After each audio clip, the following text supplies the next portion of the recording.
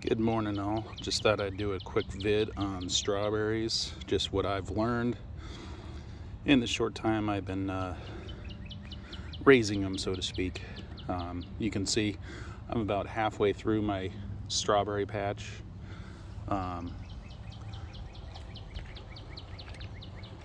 Good 15 square foot, 20 square foot of strawberry patch. I'm not even halfway through, and that's what I have just from one day. I'd picked yesterday too. So a couple of points of note.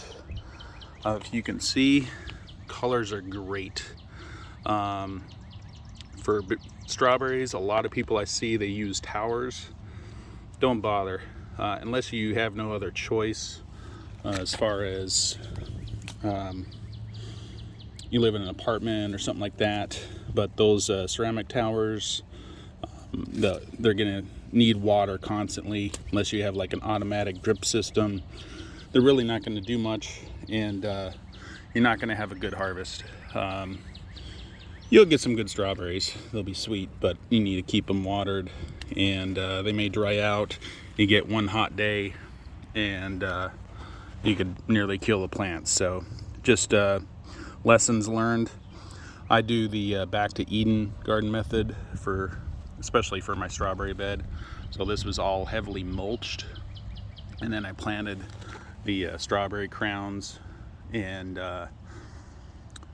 they're doing great, as you can see. Very healthy plants. Right now I've been kind of weeding out some of the creeping Charlie. It's been weaving in and out of the strawberries to give them more air. I don't mind a little bit because it's going to attract the bees, but it's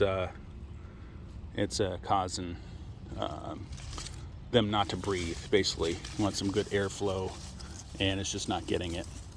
The other thing is, I had already went through here, and guess what? More strawberries. So really getting down to the base and then lifting up, you can find hidden gems there. So the other thing is, you want to have a bird bath nearby. Keep it full of water. A lot of times you're going to see some damage. I'll show you an example where the bird will peck at it, and they really just want the water.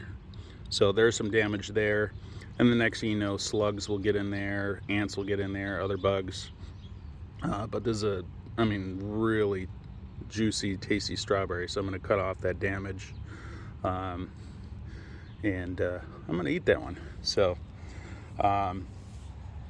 with the slugs too, we do soak for about 10 minutes in like a apple cider vinegar and water solution.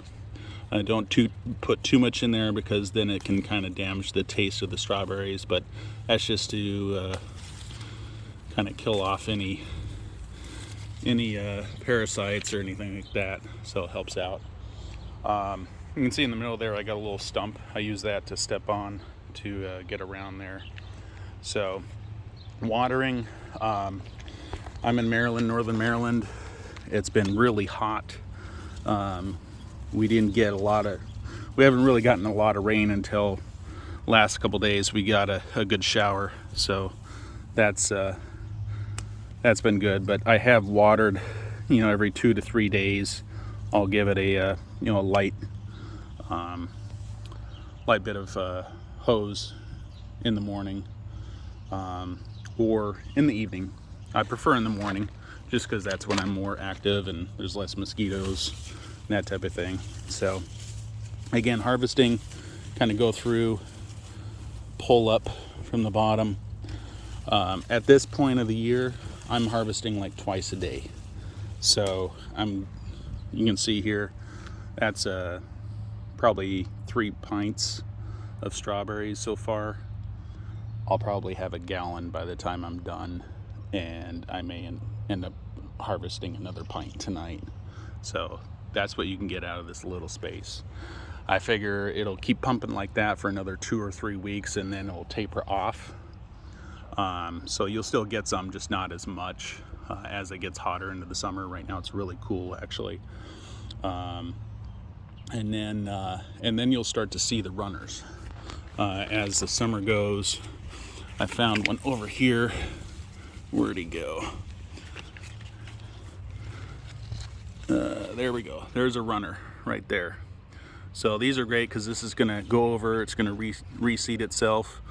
As it gets a little bit more on there, I could probably put that in water and give it a little extra head start, get some good root base on it.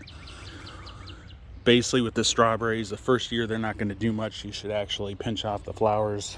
Second year they'll do okay. Third year they're going to start pumping. Third and fourth year. And then fifth year is kind of when they're done. They'll slow down a lot, and then after that they don't really do much. So you should really pull the older crowns and keep allowing a steady flow of new baby strawberries. So kind of keep track as far as some people rotate their beds. I just kind of go through and I can kind of tell which crowns are I've got 5-6 years growth on them, and I just compost those. Also too, if you have someone that needs some strawberries, you can give them to them, and then they can those will produce the babies, they'll reseed, and they'll have their own beautiful crop of strawberries. So plant food, not lawns. This used to be all just basically grass over here. It's pretty useless. I got a little bit of grass over there, but for the most part I do edible landscaping. Blueberries, horseradish, serviceberry there, all kinds of stuff, a lot of herbs. So anyways, just wanted to share that. Have a great day.